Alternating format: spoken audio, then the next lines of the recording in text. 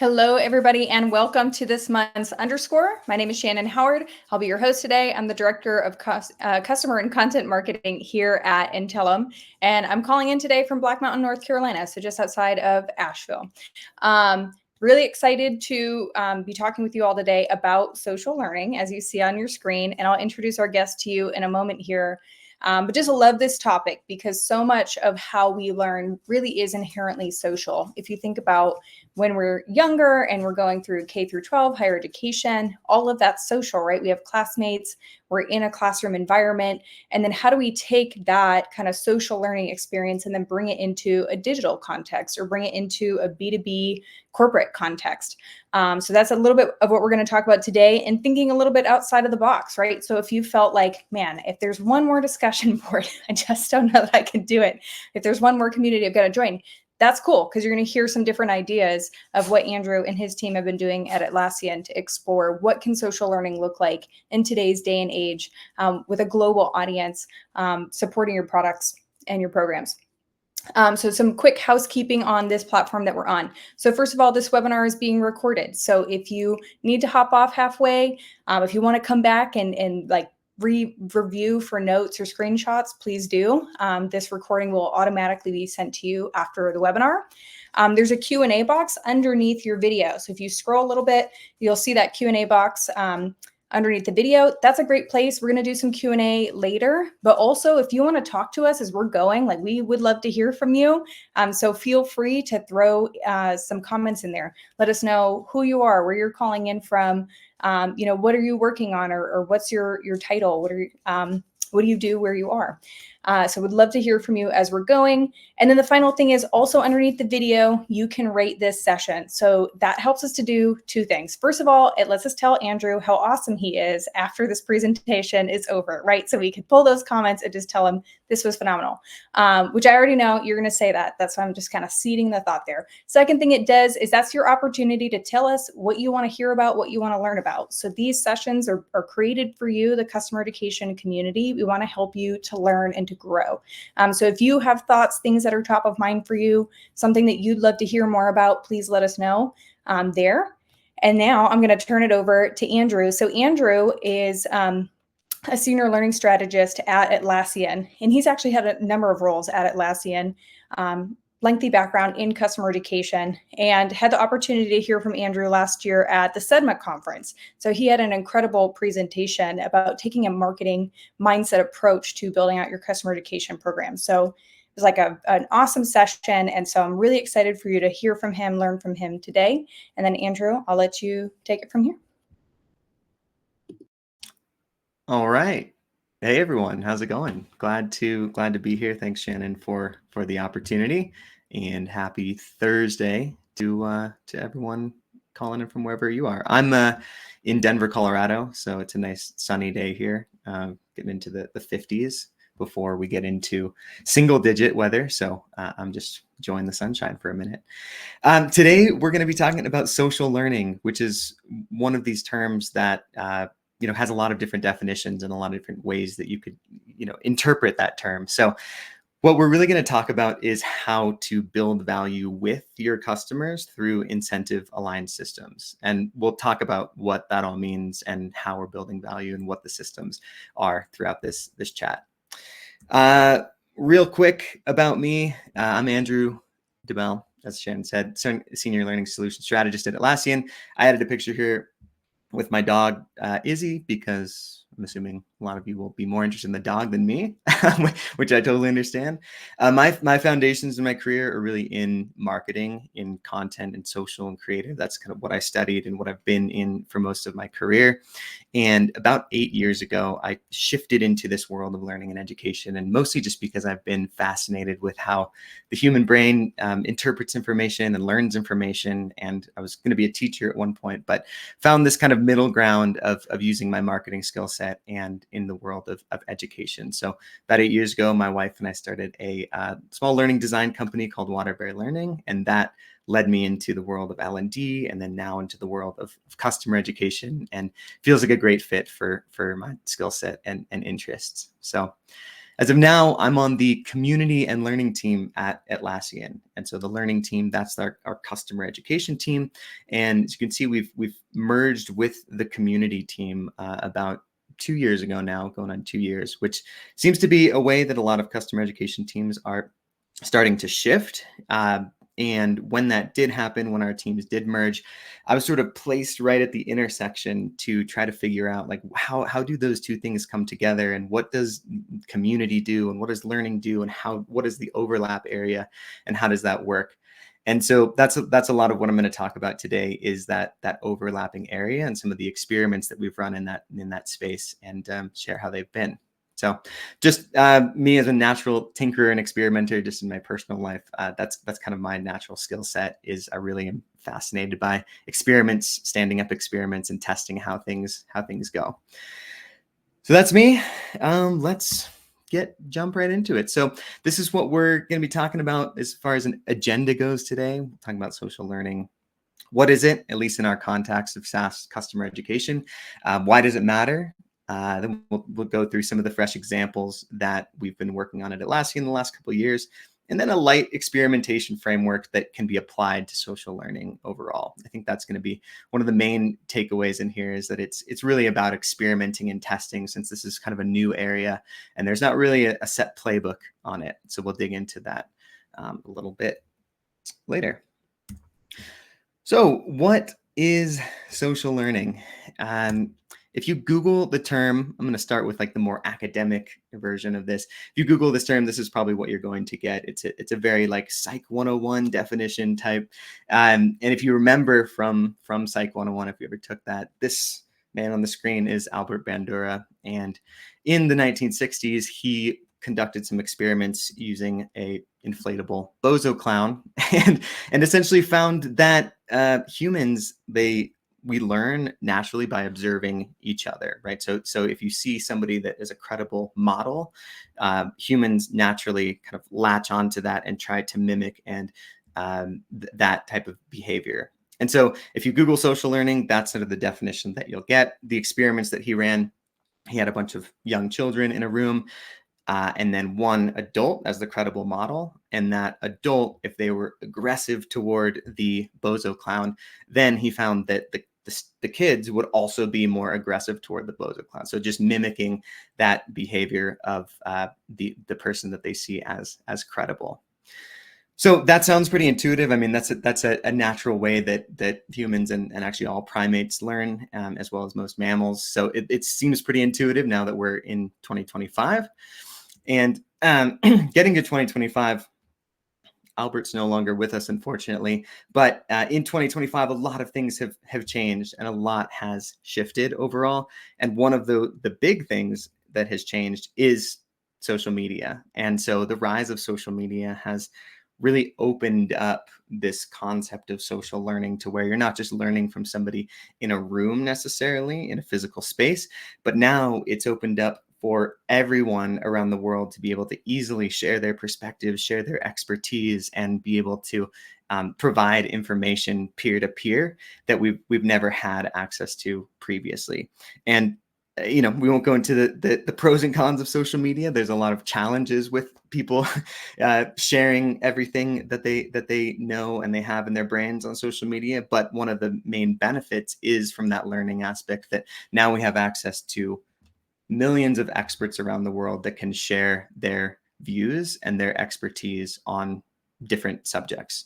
So that matters a lot in the world of customer education and SaaS products, because there are tons of, if you go on YouTube, if you go on other social media, there's tons of free learning resources that are being created by hundreds of people around the world. And that's really what we're going to be talking about, is harnessing that positive creation that's happening out on the internet, and figuring out what we can do to support it in the customer education space. So just a few things on just to show how powerful learning is on the internet.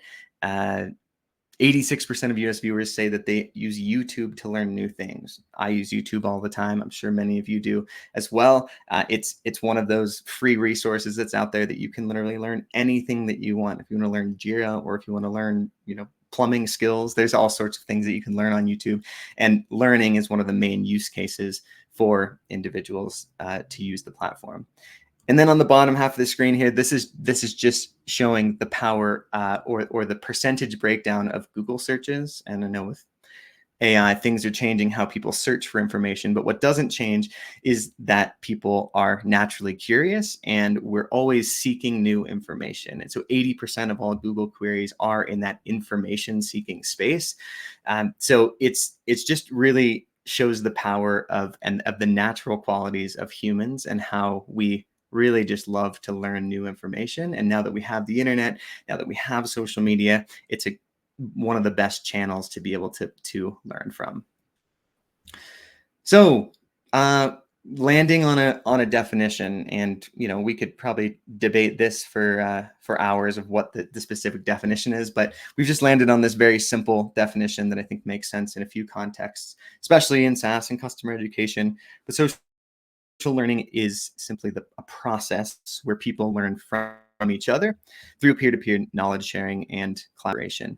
So this is what we're talking about on the internet, on social media, people learning from each other. That's not necessarily from your brand, but it's just happening naturally and organically in community spaces. So a couple examples that we've seen in the Atlassian world that you can think about is a YouTube tutorial. Chatted about YouTube a little bit. A YouTube tutorial created by a respected power user. Lots of these examples out there on the internet.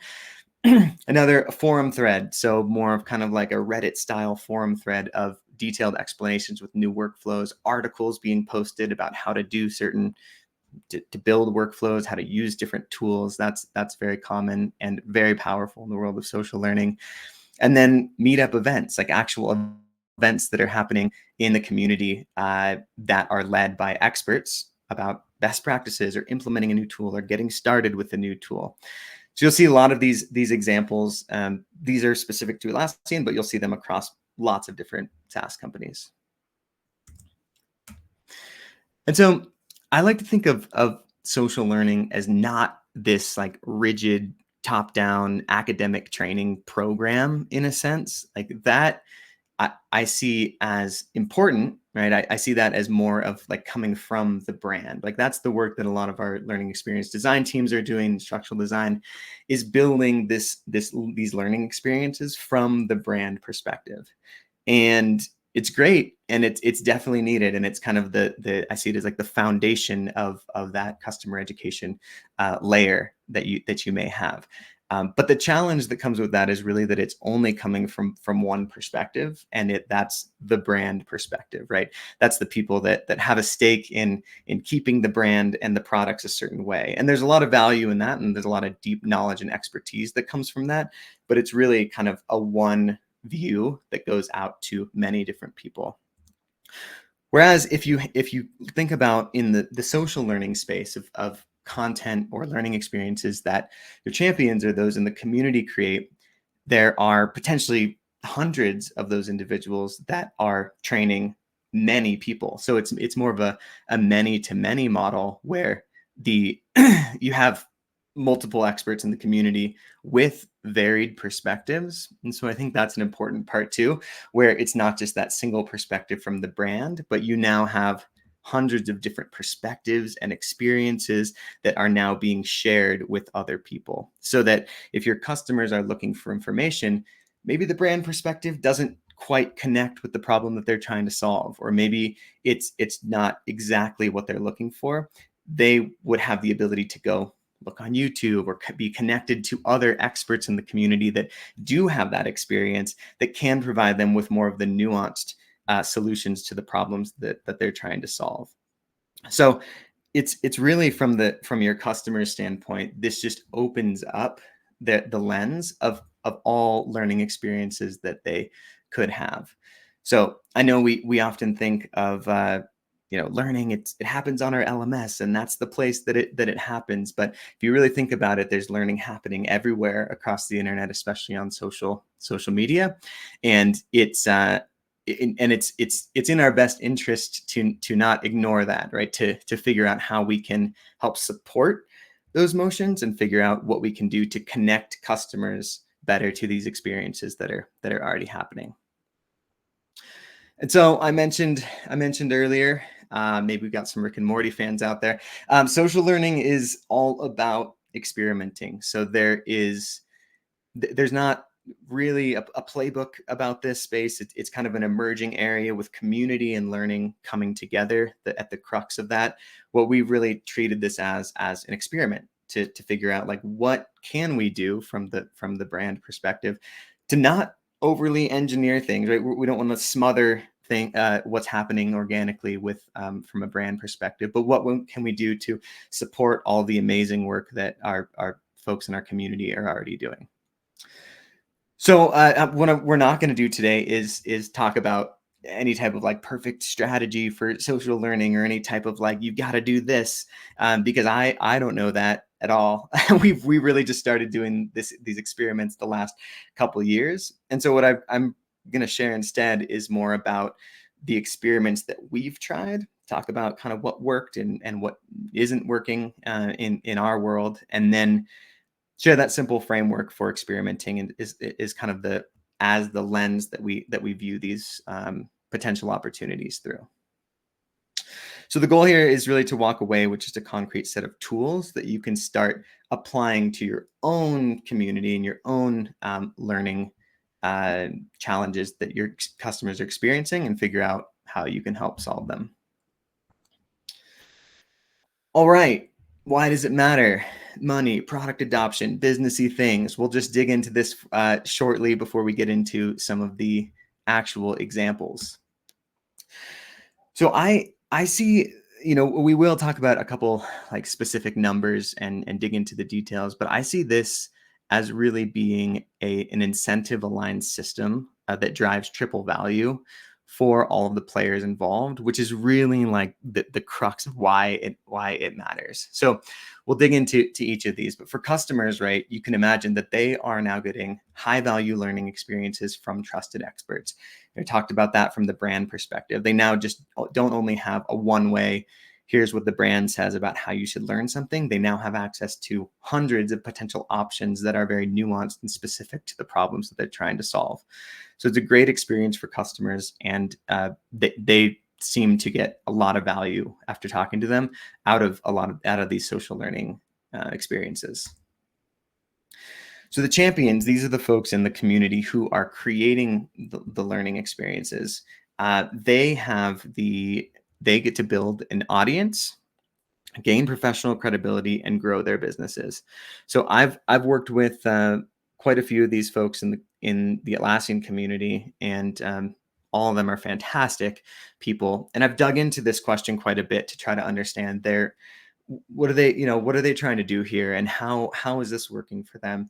And this tends to be one of the main reasons, is building that audience, gaining professional credibility, and growing their businesses. And you can imagine it's a lot of extra work, right? It's a lot of extra time. But in this world of social media, this is one of the key ways that you can start to build your business and build your brand, is by creating learning content. Because we already saw earlier, there's a lot of demand for that on YouTube and other social channels. So it's a pretty common practice, and you probably realize that as you go on YouTube or you go on LinkedIn, and you see a lot of learning specific content that's shared in those channels. There are a lot of folks in the Atlassian community that also have a genuine interest in sharing their knowledge with other folks in the community. It's a very tight knit group, and there's it's very much like a family. As I'm new to community, right? It's only been digging into it the last couple of years, but it really is this like tight knit group and this family sense. And so there are folks as well that are creating this content and sharing their knowledge, really just to be able to help their friends and family to solve problems, which is really, really cool to see. And then for your product or brand, there's a lot of obvious benefits here. Product and brand flourishes with peer-led learning and champion-led growth. There's, we'll talk about metrics generally, about customer training and the impact on product adoption, things like that. But for me, this is really about your brand and supporting your top customers in your ecosystem, right? Your champions, your top customers are already doing this fantastic work, and it's the job of the brand to be able to help support that and encourage that, so that that knowledge can spread to all of the other customers that are in the ecosystem. So it's not only going to just help expand your brand awareness, cross-sell new products, driving product adoption for customers, just like other training programs would do. But at the end of the day, it's really just about building out that brand. And so this sort of like triple value incentive system is really where I see the main value in all this. It's the core system part of this that I think works really well. Talk about a couple numbers, and I'll go through these pretty quickly. This is a self-reported number on community-led training programs that we've run in the last couple of years. But after taking community-led training, 44% of participants reported increasing product usage. So this is just a bright indicator to suggest that, I mean, people are trained, people go to training, and that helps to increase the amount of time that they spend on using the product. So it's a powerful indicator that I think kind of suggests that any type of training, whether it comes from the community, whether it comes from your brand, whether it comes from anyone else, is just a powerful way to increase the usage of products. On the forum side, I won't talk too much about this because this isn't really my area, but this aligns well with what we see at Atlassian too, as 28% fewer support tickets after implementing peer-to-peer forums, right? There's a lot of knowledge that can be shared within that text-based community. So it doesn't have to be people that are creating videos about how to do things. It can be very simple responses to forums that can help reduce support tickets fairly significantly. And then there's also some data to suggest, also self-reported, by the way, but there's some data to suggest that even purchasing new products after training can be a core part of community-led training. So 5% of community-led training participants reported purchasing a new product license after attending that. So this is something that I'm exploring actively at the moment, but we often think of training as sort of a post-sales, product adoption type motion. But some data, and not just this, but others are indicating that maybe it can be part of a cross-sell, upsell motion as well. So just wanted to share this slide again. Numbers are great, but I think this is really, it just intuitively makes sense of how that incentivized system all works together to provide value for everyone that's involved. And that's kind of the thing to look for in your community or in these spaces where social learning may be happening. All right, so we'll dig into some examples of work that we've done over the last couple of years here. All right, first one that I want to talk about is community-led classes, and this is one that I'll spend probably the most time on in this session, just because I was the closest to this work. But what these are free instructor-led training. They're all about 60 minutes long. That's powered by the knowledge of the Atlassian community. So the way that this came about, and I'll dig more into what it looks like now, but the way that this came about is that we noticed that on YouTube, Atlassian experts were already creating this high quality training content on live streams, right? For example, here, Confluence for project managers. Folks were already doing these live streams and aiming to build their audiences on YouTube, to build their brand, to build their business as a consultant or as a partner, as a marketplace app owner. And so we noticed that was happening. And we just thought, how can we help them to get closer to what their goal is, which is typically around building audience, right? If you host a live stream, you don't want to have 3 people show up ideally. Well, maybe there's only 3 people on here. I don't know how I'm going to have a number. So, but anyway, you want to have more people show up than if possible. And so what we were thinking is like, and this is more from that marketing mindset that I come from. It's more about how can we use our marketing engine and our marketing skills and our marketing resources to help build these champions build their own audiences, right? It's like about connecting customers to this great content that's already happening out there on the internet.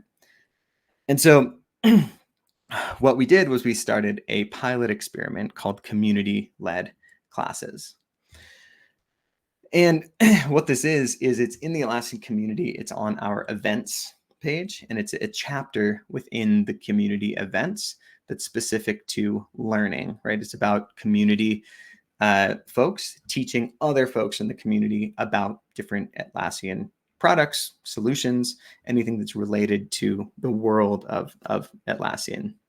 And the way that this worked is basically the folks that were leading these sessions, who are the community instructors, didn't necessarily need to do anything different. If they're not hosting content on a different platform or doing anything new, right? They have their YouTube live streams, and that still stays the same that they were doing. This just adds another layer and a marketing channel for us as Atlassian to be able to connect our customers to their great classes that they're already running.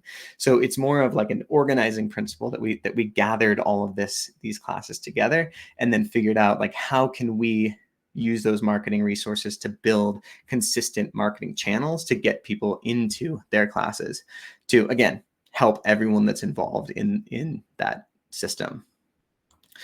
So just as an example, here are some recent sessions that have run, but we've had Jira Service Management for IT teams, Team Managed Jira, Project Administration, Confluence for support teams, a wide variety of classes. All of them are 60 minutes.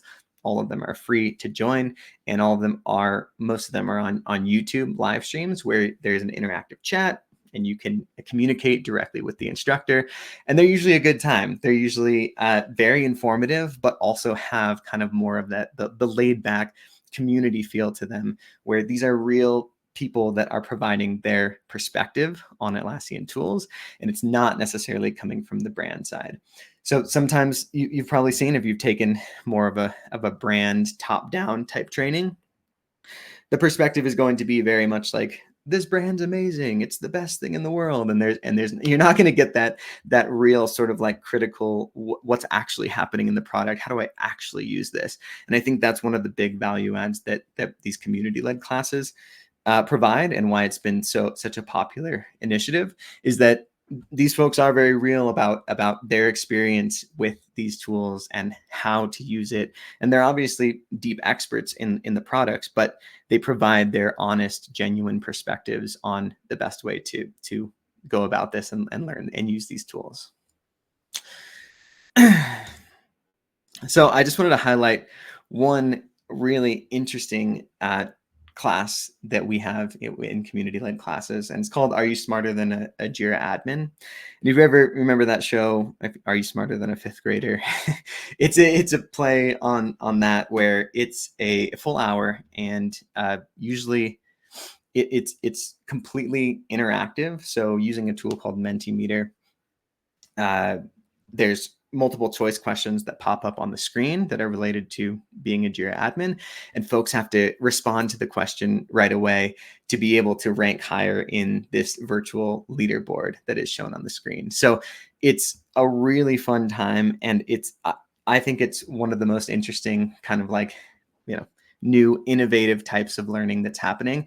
And it didn't at all come from me or anyone on our team. This was naturally created by Sajid Nair, and he's been running this for the last 6 months to a year. Super popular, really fun energy in the session, and it's just something that is already happening. And again, we can just connect people into it and tell people about it to join. So even if I'm assuming that all of you are in education in some realm. Even if the community-led classes piece doesn't really connect with you all, or it's not relevant for kind of the stage that your company's growth is in, I would highly recommend just attending one of these, because it gives you some good ideas about learning experiences generally and what we can do in a virtual ILT world to make these sessions a little bit more interactive and interesting. So just check it out. You can probably Google it, but we can also share a link. At Team 25, Atlassian's big conference coming up in April, we're going to do a live version of this. So there will be an actual in-person version, which I'm really looking forward to. So if you're going to be there, definitely try to join that session. So we ran this experiment for 6 months and decided to continue to keep it on as a full-time program. And one of the main reasons was, if you just not even paying attention to the numbers here, this is the number of attendees for all of our Atlassian community events.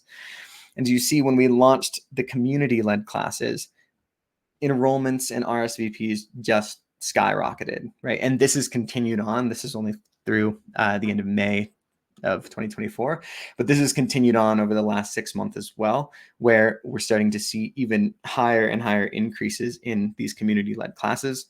It's very popular, one of the most popular chapters in the community event space. And so we kind of took that as an indicator that, wow, there's all this customer demand for this. And, all we're doing is just connecting customers to these things already happening. And there seems to be a lot of interest and excitement around this.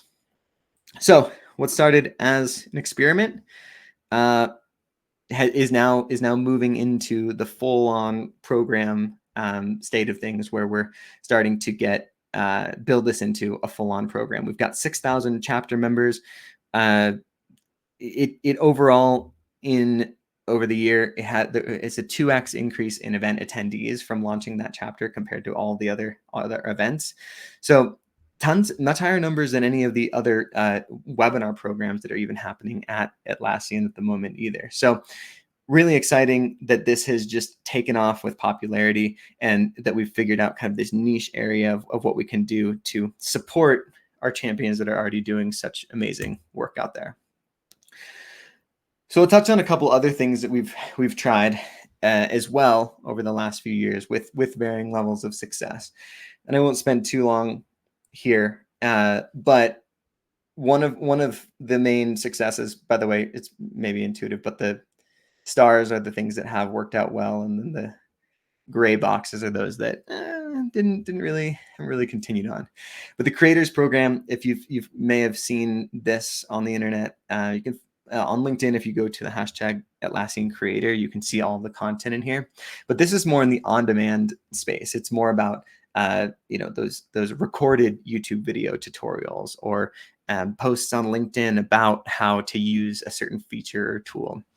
It's that type of content that I see as kind of on-demand learning content. And just the nature of social media, most of the content that the creators produce is learning specific content, right? It's about teaching people how to do a certain thing in a tool. So this has become a super popular program. We also started this pilot about 2 years ago. So it's a bit more mature than the community-led classes program, and it has just exploded in growth. It's now we have over 100 Atlassian creators in this program who are sharing custom content on the internet monthly. And it's just also there's a great general vibe to it. We have a Slack channel where all the creators are in and can communicate with each other and coordinate. We've even started some monthly challenges. So shout out to Kevin Lee, my colleague, who's been driving a lot of these really interesting challenges to connect the creators to some of the bigger initiatives that Atlassian's doing, and make sure that they're kind of the first ones to know about these big changes that are happening at the company level. Gamified forum leaderboard, as I mentioned, not my area, but it's been really interesting to watch how this has unfolded with my colleagues Mo and PJ running this. There are a lot of interesting complexities in the badging process. We have a point system and badging system that's locked into our forums and on the Atlassian community. And it's been a really interesting incentivized system to motivate individuals to join the forums and to participate in there. So that's continuing on. Bite-sized learning challenges, those have also been in the forum space where there's a video about a specific product or feature, and then there's a built-in quiz along with a communication back and forth for people to communicate about the learning experience. So those are ones that have been successful, that have been continuing on, and that we're still doing today. There's a couple others that we are not necessarily not doing, but just kind of reassessing where they sit. One was a certification accelerator program that we ran a couple years ago that was trying to design cohort systems for folks in the community that were expert certification holders to be able to coordinate others through kind of a training program to learn to earn a certification. So it was it went okay. It was just a very hands-on and very manual approach, which we'll talk about in the experimentation framework, that ended up just not being sustainable for us to continue. And then community integrated classes. This is something that we're also looking to integrate or to explore deeper. But we've experimented in the past with having community forum questions that are embedded into some of our on-demand classes, so that if you're taking an on-demand class, that can be sometimes an isolating experience that you're just going through it by yourself. But if there is a more social component where you can click over to community and you can, respond to a question, or you can respond to somebody else's post, it creates this sort of more holistic, connected experience. So it's not that we're not continuing to do that. It's just something that we need to explore and experiment with a bit more. All right. Last section that we'll just go through is about a quick framework for experimenting. So this is just going to be kind of a general 5-step process about how you could potentially take what you have in your community and learning world and figure out what you can do to turn that into an experiment to test out and see if it's worth doing long term. So first up is just about observing these organic behaviors that are happening.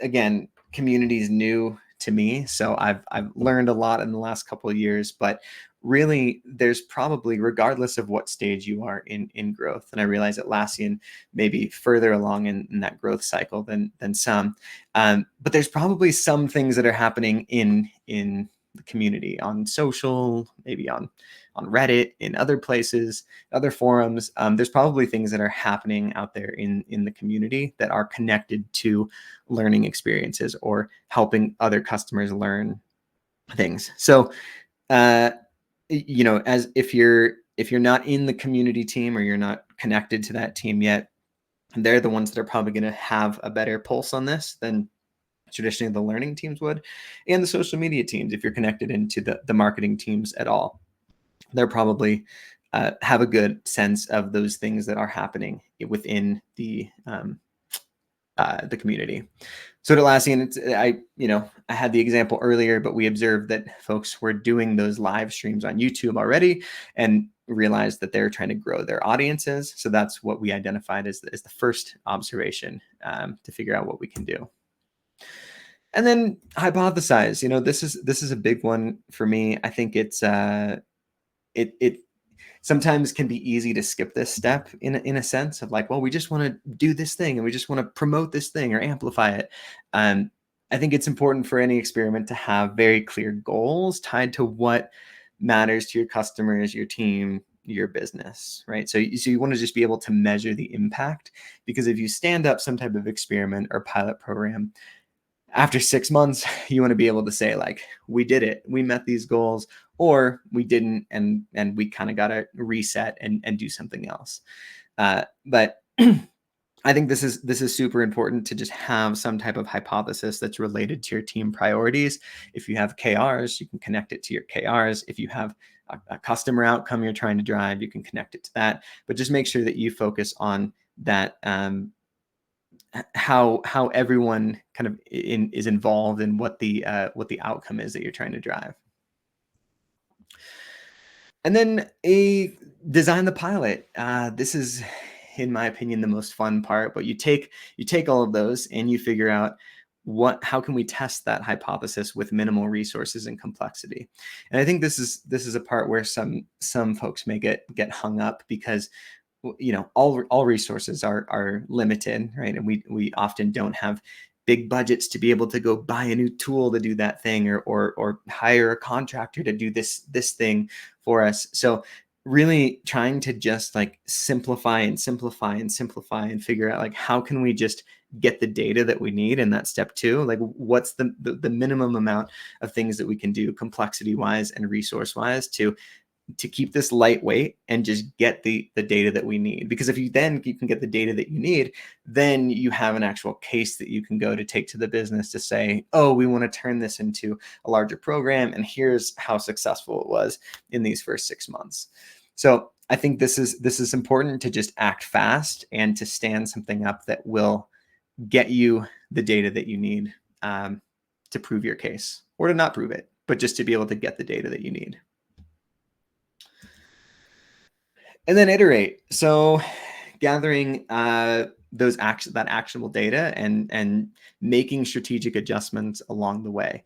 So this is always something that is important as well, that you don't necessarily have to just stick with what you wrote on a document 4 months ago. If there's something or some piece of information that's suggesting you pivot, or you tweak, or you adjust your pilot, and by all means go for it. Because as we know, in this world, things move fast and things change. And if you set out to do something for 6 months, at month 4, the whole world might have changed, and you need to kind of adjust what you're doing to be able to meet those customer demands, or to just improve the outcomes that you're trying to drive. So don't be afraid to do that, to make sure that you are always iterating and adjusting as this goes.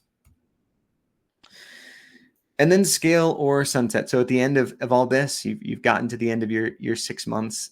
It's important not to force it, right? I think we're all working in these worlds where there's sort of our incentive is to say this was amazing and it was the best thing in the world, because it makes ourselves look good, and we all have performance reviews and things like that.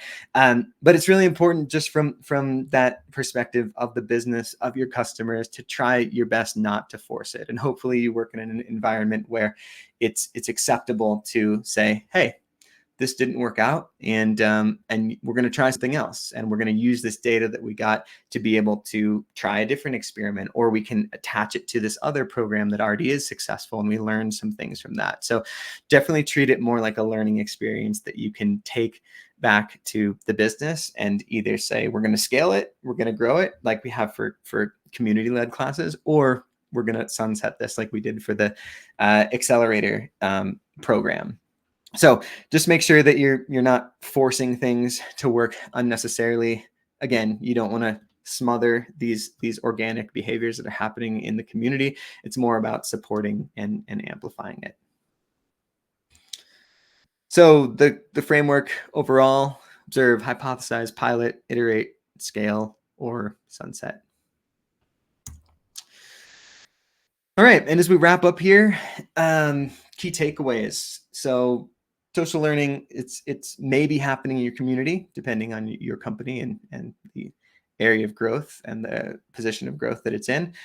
Our job in the customer education space is really to notice it, support it, and amplify it. So it's not about over engineering it from a brand perspective. It's really about like working directly one-on-one, building those relationships with these champions in your community and figuring out what they're trying to do, and then understand how you can support that and amplify it and get everyone to be able to meet the goals that they're looking to meet. Start small and experiment to drive innovation. That was really what the experimentation framework was about. Keep it simple. Don't over-engineer it. Use the resources that you have and stand something up just to be able to get a minimum amount of data that you can use to be able to make a decision about the future of a pilot. And then focus on sustainable systems over one-off programs. that's kind of vague, but what I mean by that is really that incentive aligned system, like something that you don't necessarily have to force, and you don't necessarily have to be overly managed. The community led classes program is not, I wouldn't say fully self-sustainable, but a lot of those folks in the community that are leading those sessions are doing a lot of that on their own, and they're driving that themselves. And that frees up a lot of time for us to then be able to then provide the most value that we can, which is that marketing engine to be able to drive customers to their classes. So it's more about that, figuring out how you can use or think about the time and resources on your team, and figure out how to build that more sustainable system versus kind of a one-off, super manual and heavy program. And that's all we got. So thank you all for your time, and we can jump into some questions. That was awesome. And I know a ton of questions came in as you were going, especially as you kind of got into the programs that you're specifically running or have experimented with. So we'll kind of go in order of how they came in. So Eugene had asked, as you look to grow your champion pool, what framework or governance model have you considered to manage the vetting of your champions to ensure they may remain on brand? So I think this is going back to like creators and community-led classes. Yeah, let me just I'm just opening up that tab here. Oh, start at the bottom. Yeah. Okay. Framework or governance. Yeah. That's a great question, and it's very top of mind at the moment, Eugene. We have a team that is responsible for our champion programs overall, and it's a new area that we're currently revamping and redefining. And so there certainly are quite a lot of requirements, I would say, to join that program and stay in that program. And there are different levels within the champion program that you'd have access to. And obviously different incentives and that are related to that. So in this specific group, these are the events champions. So they have different requirements related to the Atlassian events that they can host. And there are guidelines, community guidelines that they have to meet to make sure that they can stay into that program. So if they don't necessarily meet those, then our community managers will interject and make sure that they are aware of the guidelines, and then make sure that we can kind of get them back on track to stay in the program. But I'd say it's rare that happens. I'd say most folks, at least in the Atlassian community, are just really excited to be there, and really happy to kind of share their knowledge. So we do have those frameworks in place. Obviously, as a large company, kind of have to have some type of policy and guidelines, but there aren't many problems that arise. I think kind of building on that, Valerie and someone else, let me scroll up. Valerie and Rob had the same kind of question around how do you maintain the quality of the content and delivery for community-led classes? Or said differently, how do you make sure they say what you want them to say about how to use your product? So you mentioned there, like with community-led, part of it is that they're doing a lot of this training to free up your team to focus on the things that they can uniquely offer to the Atlassian community and do really well. How do you make sure that they're saying things that you want them to say? They're not teaching people some weird way of using Atlassian. We're like, no, let's not do that. Mm-hmm. Yeah, this is a question that will have different philosophies depending on who you ask. so I'll give my one perspective, but I'd encourage everyone to kind of continue this discussion and figure out how what makes sense best for your community and your customers. I'm of the opinion that there shouldn't necessarily be too many checks and balances on the brand side for these classes. We offer instructional design help and guidance if folks want us to review content or provide our feedback, or if they're looking for topic ideas and they're not sure what to create content about. we can help them kind of like guide them of like, oh, here's where the brand is generally going, and here's some new product and features that are coming out that we're seeing a lot of customer demand on. And so that's kind of where our collaboration happens. I personally think that the value is coming from that genuine, real perspective from the customer side on how they use and interpret the product, and not the brand side, because there's tons of that content. We have, I'm sure all of you do too, but there's hundreds of lessons and classes that are coming from the, like, this is what Atlassian says, or this is what your company says, how to use these tools. And I see that customers can access that anytime that they'd like, and they can go that route, and they can learn if that's kind of their preferred method of and channel of learning. What this is offering is something completely different, in my opinion, where it is sort of like unfiltered, and it's more about like, this is the genuine experience that Alex Ortiz has had being a Jira admin, and here's some of like the things that he's learned over the many years of doing this. And that might not be the same way that we think of training a Jira admin, but it might be in some ways more valuable or complementary to the experience, the learning experiences that the brand side is building. So that said, I think that's an active question that's happening inside of our team to figure out where the kind of the guidance is, and what our general broad spread philosophy is. So again, that was one perspective. No, I think that's a good perspective. And I mean, I think about it, even in terms of our webinar programs, is we don't like have a heavy hand in content. Like, we obviously had a conversation before this, but also you're the one running these programs, and you're also really awesome at what you do and presenting what you do. So I don't, we always offer people that support, but everybody kind of presents differently. And I was thinking too, it reminds me of, like, different people say things different ways. So Atlassian may be teaching something where someone's teaching essentially the same thing, but the way that they frame it, the way that they word it might land with someone a little bit better. Or it's like listening. Someone was talking about like audiobooks and different narrators for the same audiobook. And they're like, I cannot listen to this narrator, but this one was really good for me. Right. So it's even sometimes just up to the learner of what resonates best with them. Who do they learn best from?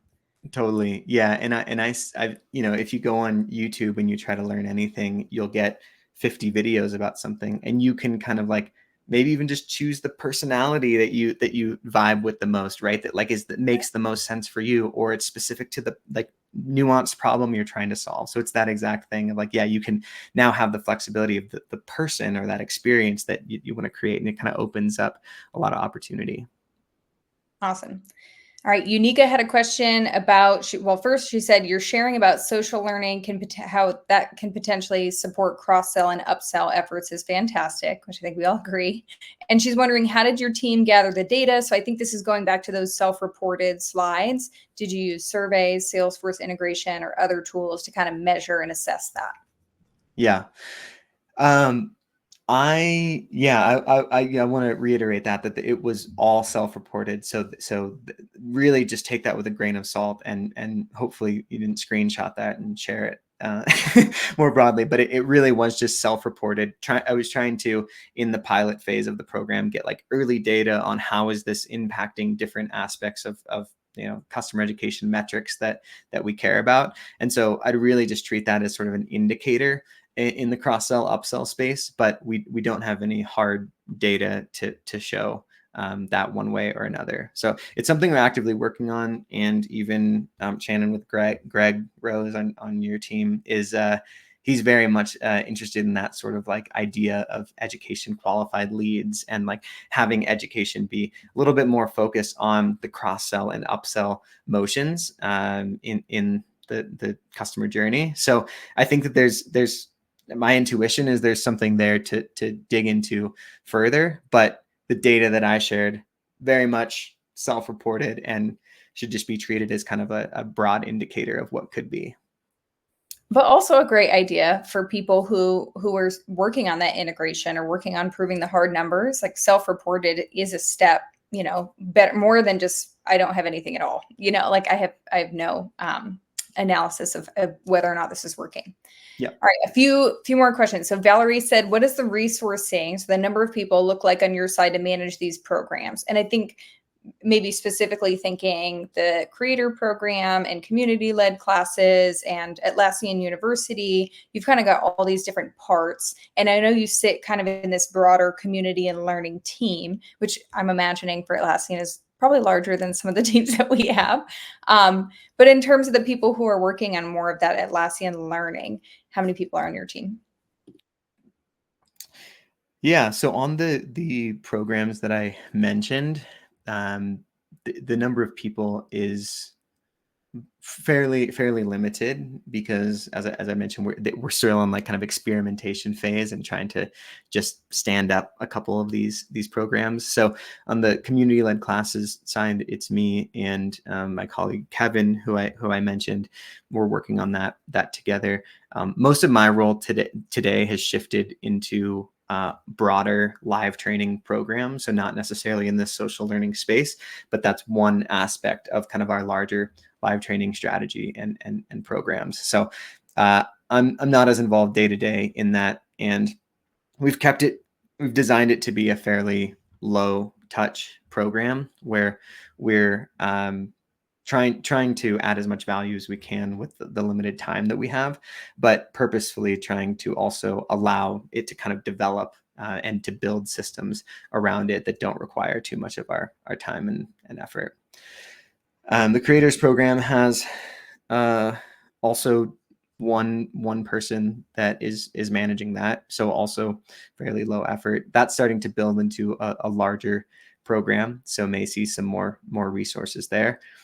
On our customer education team, most of the people, though, are in instructional design, learning design, and certifications. So building out the more formal sort of academy style instructor-led training content and labs in that space. So I'd say that's where probably the majority of our people are focused on. Awesome. I love it. I think this is a great way. I know we talked about this to kind of scale what your team can offer without having to add additional headcount. Two more questions before we wrap. Ryan's asking, what platform is your community hosted on? Currently on Khoros. Okay. That's Khoros, Khoros, Ryan, if you're not familiar. And then Gabrielle said, how do you quality control? Oh, actually, nope, we already answered this question. It's the same question of how do you quality control community-led courses, making sure they're accurate. So it sounds like we might have differing perspectives on that.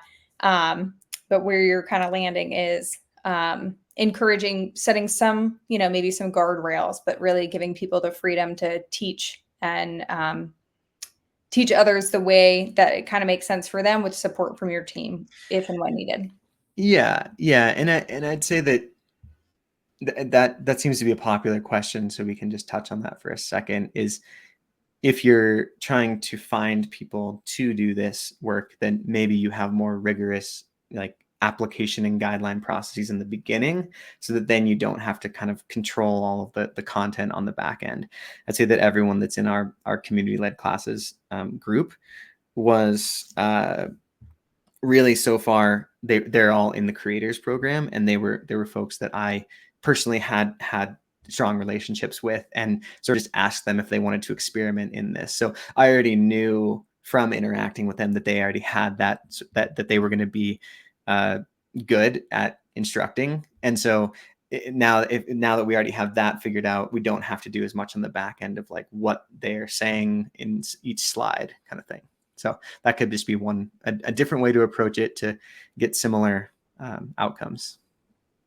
Awesome. Cool. Well, I know we're running up on time. So Andrew, thank you for joining us today and sharing what you're working on. Thank you everybody on the call for joining us today, engaging, participating, asking questions. This is always a good time. We're going to wrap up for now. You will get the recording automatically. And then if you are available on January 30th, we're going to have another webinar with Kevin Dunn talking about partner education specifically. How do we educate, train, enable our partners to help us to grow our business? So that's our next event coming up on January 30th, and we hope to see you there. And again, Andrew, just thank you so much for your time. Absolutely. Thanks, Shannon. Thanks all. Hope everyone has a good day. Yeah. See you soon. Bye, everybody.